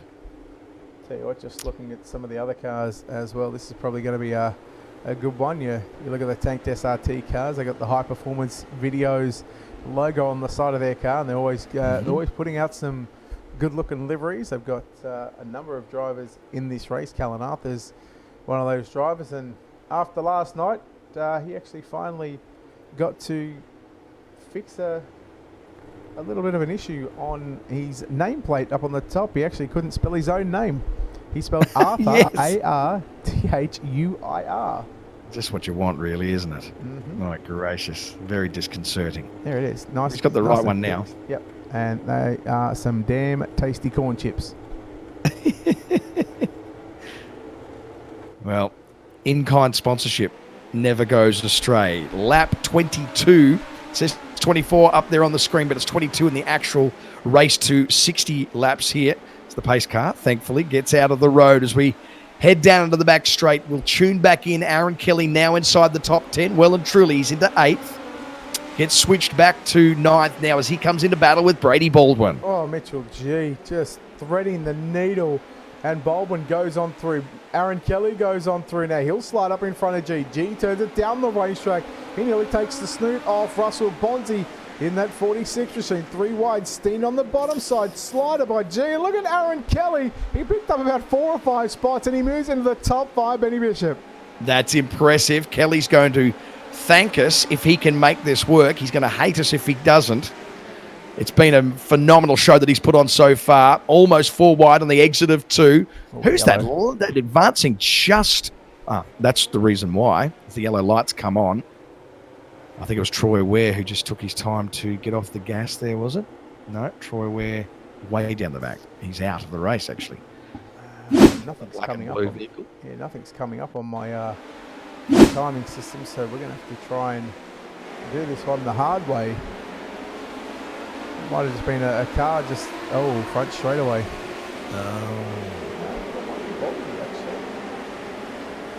Slip back down the order. This might be Russell Bonzi, and tell you what, this is a good spot if I spotted this from the high above the clouds that it was. Just catches the wall, there it is, that's the car that went around. Russell's Race Engines entry and did the 360. Eagle Eye, they call me. Eagle Eye, yes, indeed. You can have any camera angle you like. So, it's been a bit stop-start through 1/3 of the way through this race. As we go again. No surprises, Harry Stewart leads us off. Tyler Strallo and Mitchell G really fallen out of that front battle. He's up to 8th at the moment. But he's well and truly behind Aaron Kelly. He will hate that idea as Kelly steps up into 4th. Well, here he comes, Aaron Kelly into the back of Clayton Davies. And now, look out, Steen, G, Berkeley involved in that one. And we're going to go yellow. I think everybody... Oh, no, there it is. It's Kyle Fisher. Oh, no. Is the car behaving? It looked like it's doing what he's telling it to do. Yeah, I think he's just testing to see how much damage it's got. These cars can be very touchy when it comes to getting the sustained damage here on iRacing. So that's not too bad. We're nearly halfway home. We've only technically lost 3 drivers, and 2 out of those 3 drivers were basically self-spins or drivers that hit the wall themselves. And we've spoken a lot about Kelly coming from the back as well. How about Berkeley? He's crept his way up into position number 10 as well. Another driver that was always going to go to the back regardless if he had that extra money presented to him. My word. Well, the best he can make would be 400 plus hard charger. So 450 up for grabs for the pilot of the Tinder vehicle. So Harry Stewart and Tyler Strallo on the front row, ready to battle it out. Stewart's really had cracking starts every time, and just as I say that, that's the first start that he has missed. So Harry Stewart goes down to the bottom, re-secures first, and it may have actually worked in his favour on that occasion. Maybe that was intentional from young Stewart as Clayton Davies just takes over from Strallo, gives the position back. Atkins wants to take advantage as well. Brady Baldwin's a little bit under the radar, sitting in 5th at the moment.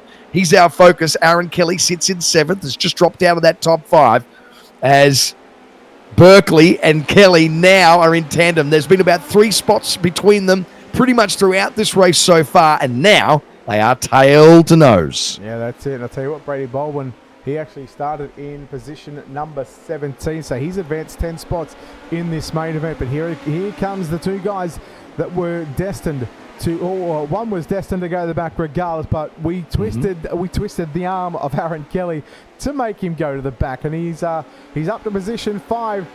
Berkeley now on the inside of Brady Baldwin, down into turnable 1 and 2, slide job into those first 2 turns. Baldwin tries to run it back down to the bottom side of the racetrack, back stretch. This is your battle for positions number 7 and 8. Baldwin with a slide job. So there's Queenslanders. There's a whole lot of them in this field, Benny.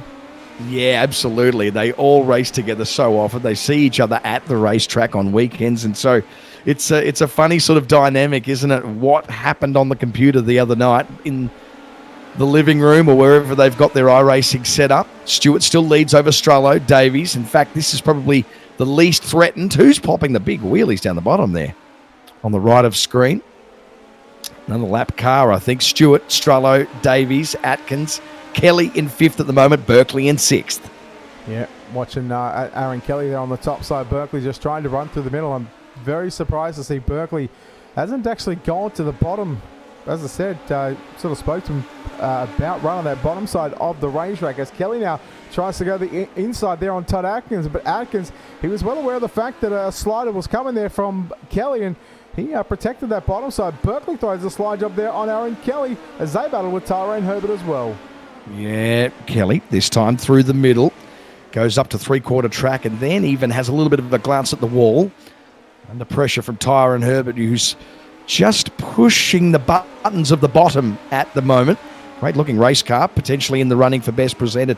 $75 up for grabs for that. And that's the one who's been pulling those massive wheel stands down the bottom. So I called it before as a potential lap car, and there's nearly contact with Joel Berkeley there.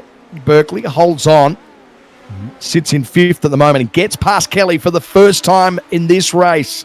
So is that a sign of things to come? Kelly won't like this, and he's trying a little bit harder as a result, Brett. Yeah, 20 to go that time by, and Kelly just made the mistake as the yellow comes out. 20 to go, Benny. 2/3 of the race completed.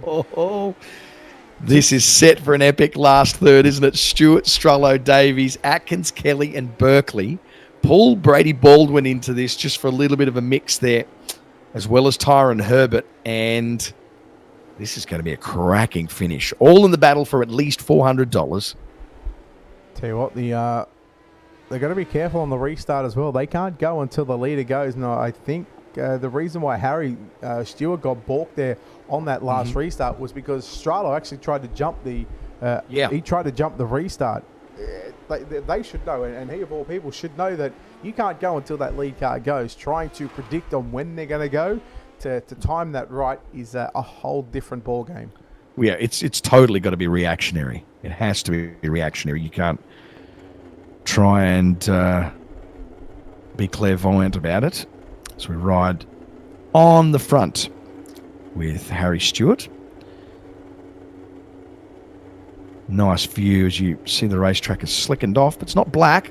So perfect racing conditions here in northern Ohio. A little place called Limaland. We're about to go again, and that was almost synchronized starts as Strollo has held on and run with him beautifully there. Oh, man, who was that coming out of the back as the racetrack just goes a little bit dark just up on the top? That was a nice run from Davies, but he got balked in the process. Strollo, Davies, Atkins, Berkeley. Kelly's been short-shifted back down to 7th. Brady Baldwin right on his tail as well as Joel Berkeley pushes up into 5th, 4th. Man, the amount that the order has changed is just doing my head in. It's phenomenal racing here at Limaland as we go into lap 44. Wow, Kelly just threw a triple slide job there on Herbert, Berkeley, and Atkins it was. And Atkins got the short end of that stick. Berkeley up to position 4. How about the run from Clayton Davies in that AC squad? He started position at number 11. He's up to position 3 as we go yellow. Just quickly, the drivers that have moved up. Clayton Davies up 8. Brady Baldwin up 9. Maverick Fisher up 14 spots. Wow. James Rice in 11th. Now, remember, he actually won the C main. That's true. So he's passed about 400 cars here tonight. That is very impressive. Wow. Okay. So some real movers and shakers, really starting to refine the craft of iRacing as we get ready for what is a little bit of quick muffs.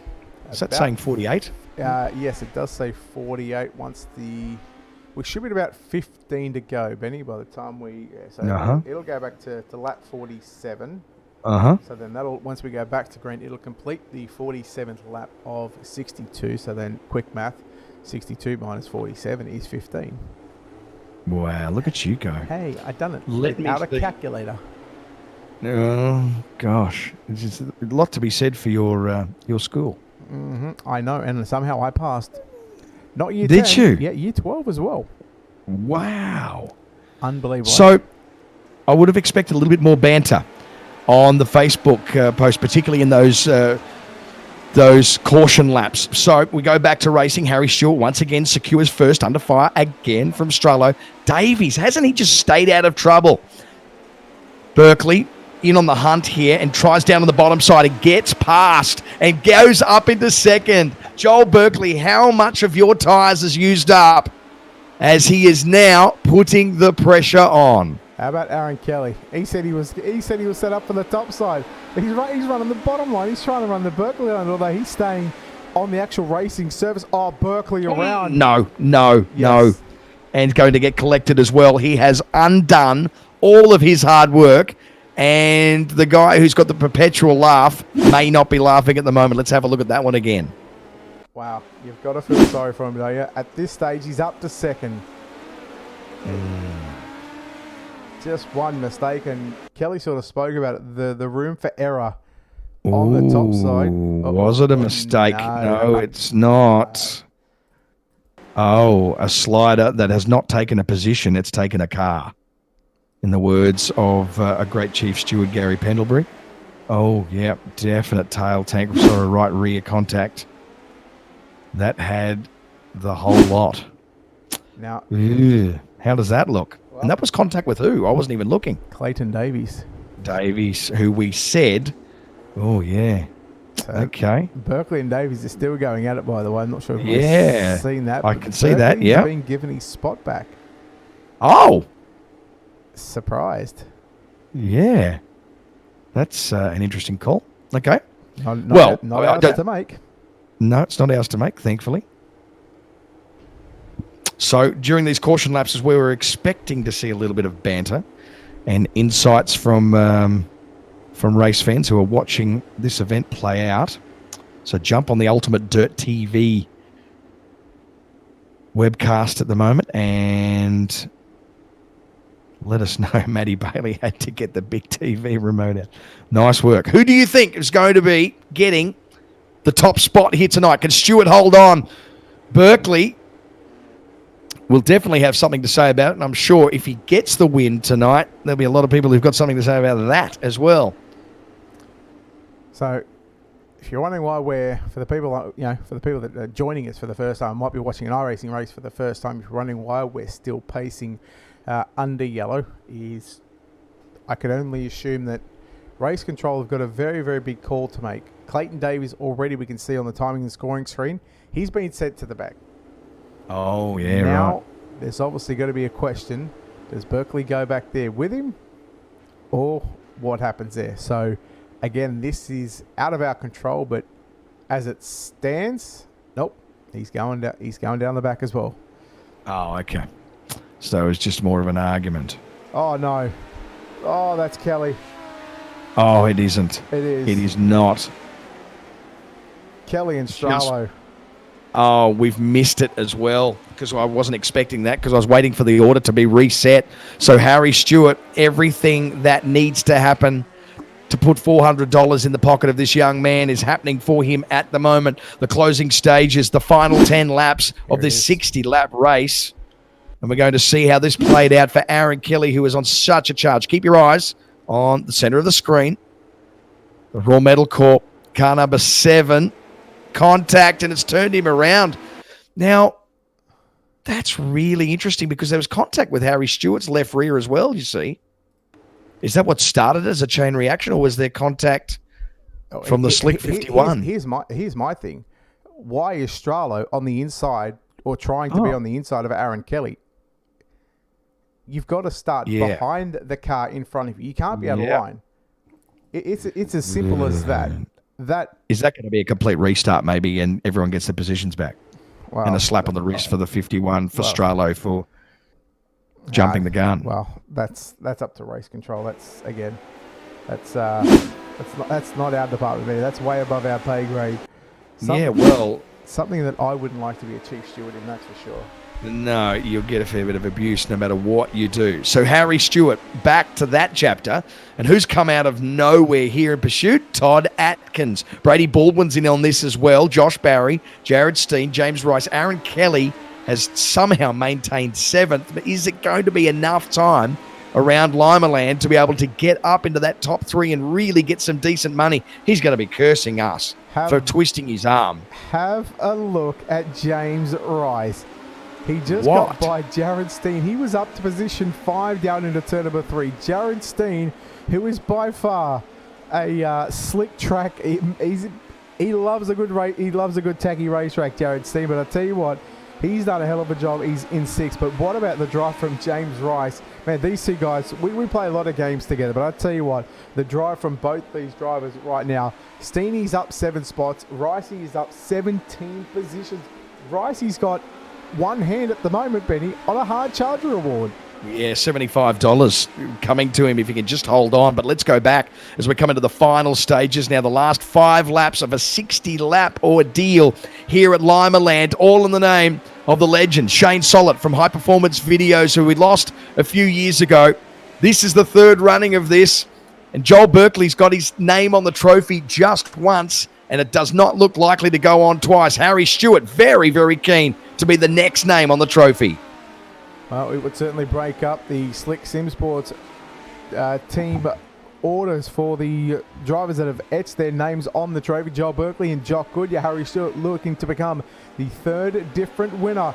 Tell you what, Joshua Barry under some pressure there by James Rice, and problems there for James Rice as well. Not sure whether he may be out of fuel, whether there was contact there as Aaron Kelly now moves back to position number 5, and he's going to look like he might just take the hard charger award as well. But we've got 3 laps left to run. Benny Bishop and new race leader Todd Atkins. Man, this has just happened under our noses while we were looking at the progress of Aaron Kelly. Todd Atkins has now given away the secret. He was just looming behind Stewart. Just when we thought Stewart had this shot to pieces, Atkins has made his move right when it matters. You only have to lead 1 lap. He's going to potentially lead 5 on the way home to a $400 payday. Todd Atkins, he's got something here, and I don't think Stewart's got enough to get him back. No, it's going to be final turn down into turn number 3 and 4. Todd Atkins is going to win the Shane Sollitt Memorial. Man, Stewart, he was right there. He was giving it everything right until the very, very last lap. But Todd Atkins wins unofficially here tonight. Harry Stewart home in 2nd. 3rd is going to go to the showstopper, Brady Baldwin. Let's take a look at those official results coming up on your screen. Atkins, Stewart, and Baldwin, your top 3. Barry in 4th. Aaron Kelly from the back to position number 5. Wilson in 6th. Maverick Fisher, James Rice, Damon Mush, and Jared Steen going to round out your top 10. What a phenomenal race. So many changes, so much drama. And Todd Atkins just pulls it out in the final 5 laps. That is really outstanding run. Got a feel for Harry Stewart. Just when you think that he's got himself $400 pocket money, it's just been reduced to $300. Still not a bad payday for a young guy. Well, there we go. And I guarantee that Harry Stewart is going to be filthy with with leading so many of those laps to just fall short. You know he's going to be disappointed, but I mean, at the end of the day, he's still going to walk away with some cash in his back pocket. Yeah, 100%. Yeah, he'll be happy with that in the sense of the money. Very, very disappointed from a confidence point of view and a pride point of view as well. So $400, $300, $200 for your top 3. Great prize pool here for the Shane Sollitt Memorial. Then 4th and 5th, $50 each. 6th, getting $25. And the best presented car, we're going to find that out tomorrow. So keep your eyes on UltimateDirtTV Facebook page. Man, what a race. All right. Oh, Benny, you want to chat to our winner? I think we should. Let's do that right now. Unbelievable run. And Todd Atkins, we've got to ask you, the first question is, were you biding your time for that last 5 laps? Yeah, no, I have no idea. It was something like probably the last 20 laps, the car just came on, and I don't know. Sometimes you think, sim racing and real racing, wins like this against a field like that is, I don't know, this kind of sometimes could beat some of the real racing achievements. But yeah, to win something like this, and like it takes a lot more determination and time to do something like this than a real race. Honestly, like this shit, you got to know so much more. It's like not, yeah, that's a joke, but yeah, I don't know, sim racing is kind of just like finding the cheats and stuff within iRacing, but I don't know, this is cool. Yeah, well done, mate. $400 paycheck for you, and I guess for you now, it's a really, really nice thing to have on the resume. Yeah, no, it's pretty cool. Congratulations, mate. Some people that you'd like to thank, no doubt. Massive thank you to everyone back in the Discord, all the friends that help out and on the team, and just pushing setups to each other back and forth and whatnot, talking shit sometimes, kicking it back, and yeah. Massive thank you to those people who were at TGS Sim Sports, RocketRacingSetups.com, all the sponsors they have, like Slick Clothing Apparel,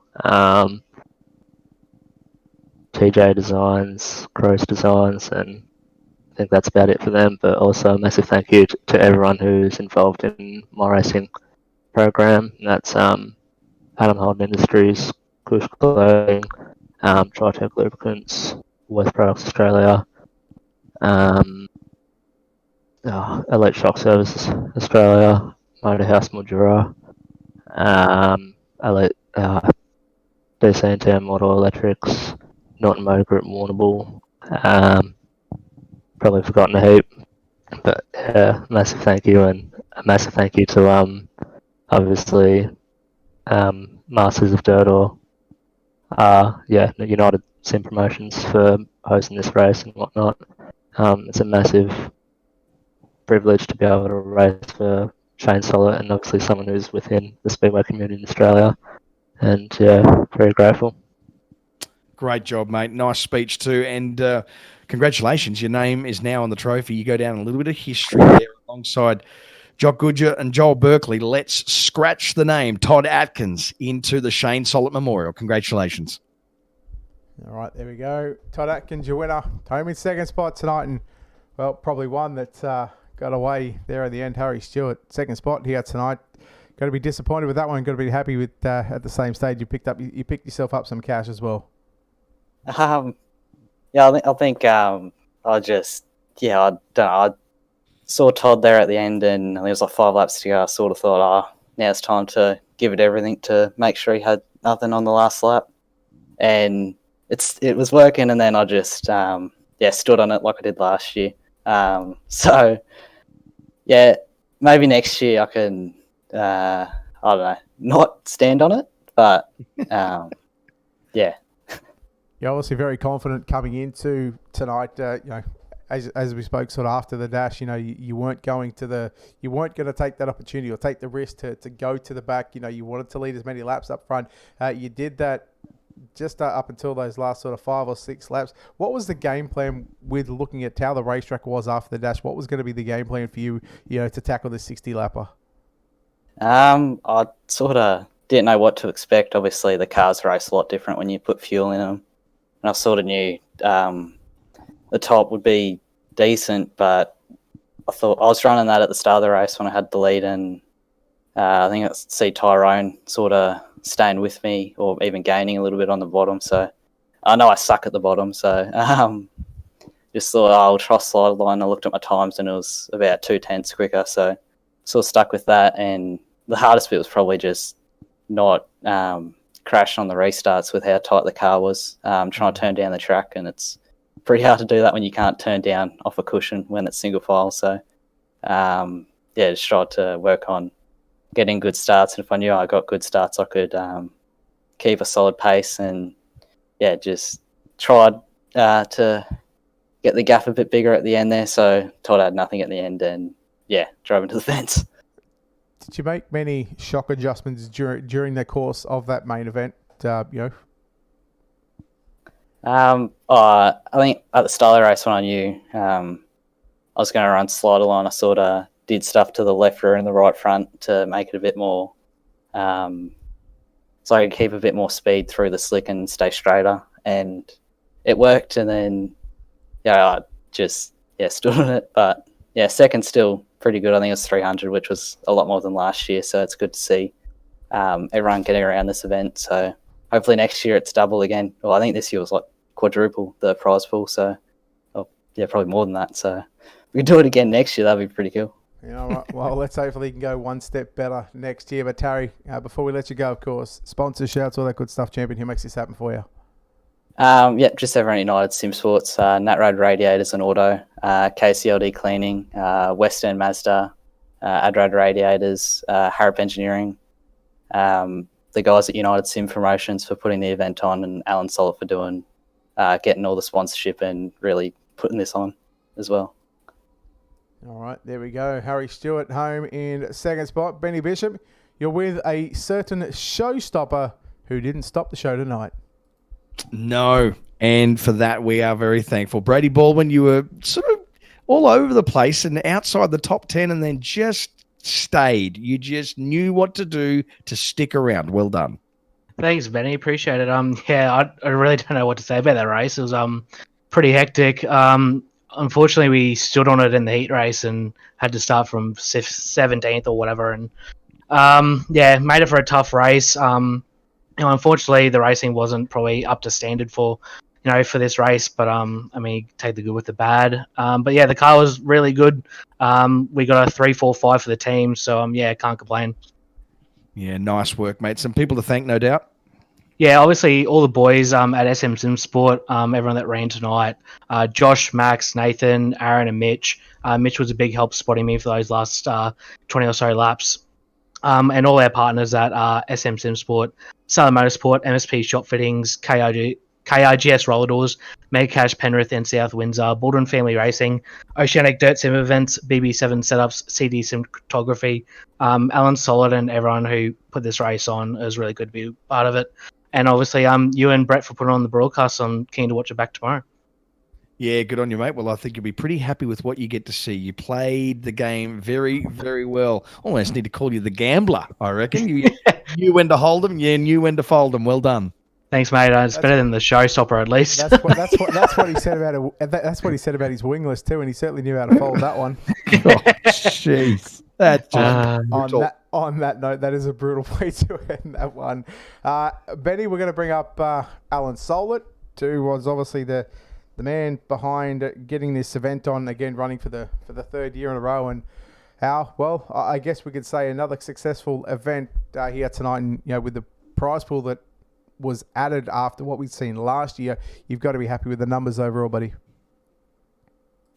Yeah, no, it was a pretty good event. That feature was pretty full on. Bit of controversy, but pretty happy with the way it turned out. There were a number of decisions that were very, very tough decisions that Benny and I sort of alluded to. How is that going from at the start of the night being a racer and then at the end of the night being in race control and dealing with those penalties? Yeah, like you said, it was a tough calls. Lucky there was 3 other guys in there with me, but some of them, I don't know, it was just full on. It happens, unfortunately. Just run us through the amount of time and effort that's gone on to get this event, to where it is, from what we've seen a couple of years ago with the first running of the event to last year. We added some prize money, and then this year, a number of people, sponsors, companies, they all just chipped in. They all wanted to be a part of the third running, and we see a $1,400 prize pool. Yeah, I just started probably about 2 months ago. I just started throwing it in the works, and then I just mentioned it to a couple of people, and then it went 100, and then I had Buffalo Motors to win 500, which sort of got my hopes up. I'm like, let's just keep asking around, and just kept going up and up. Excellent. It was, I was pretty happy with all that. Benny, you got anything for our here? No, mate. It was just to say, I think it's fantastic just keeping your dad's memory alive and his amazing contribution to the sport over the years. And this is a cool way to do it. And I think he always loved innovation. He always loved to see the sport change, and particularly the technological side of it. And so for his name to be written over an iRacing event, I think is perfect. So congratulations on producing another fantastic event, mate. Privileged to be involved. Yeah, no, it's good. Well, sure you'll come back next year, Benny. Oh, definitely, mate. Just make sure, lock it in. I'll be here. So it's already been confirmed. We've just finished the 3rd annual running of the Shane Sollitt Memorial. Lock it in for next year, Alan Sollitt. We're going the 4th one next. See if we'll make it bigger. Oh, no doubt with the wonderful sponsors that we have here already. No doubt that, Benny, we're going to make this a bigger and better event next year. But again, thank you so very much, Benny, for dedicating your time here this evening and also last year as well to help us with the broadcast here of the Shane Sollitt Memorial. And as you said, I'm already looking to the 4th annual running of this event.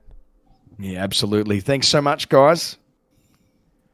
All right, well, that'll wrap us up. Again, a big thank you to all the wonderful sponsors and partners that helped put this event on, whether you chipped in $50 or $500.